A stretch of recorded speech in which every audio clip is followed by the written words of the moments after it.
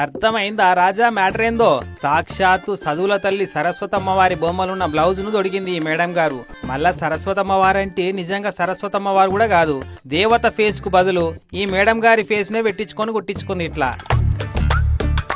ఈ మేడం గారి పేరు కూడా దేవతదే, సరస్వతి మనోహర్ అన్నట.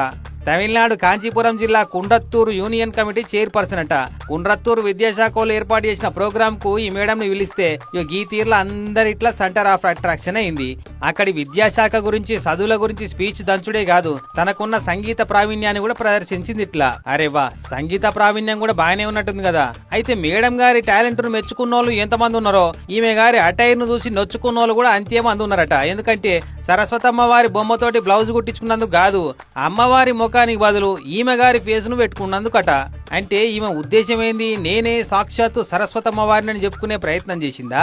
పనిలే పని నెత్తిలో ఒక కిరీటాన్ని పెట్టుకొని ఎంట ఒక హంసను కూడా తెచ్చుకొని కుర్చీ మీద కూర్చునే బదులు ఆ హంస మీదనే కూర్చుంటే కంప్లీట్నెస్ వస్తుండే కదా తల్లి అని గుసగుసలు పెట్టుకుంటూ నవ్వుకున్నారట. ఇసుంటి మార్పులను అస్సలు సైసని కట్టర్ హిందూవాదులు కొంతమంది.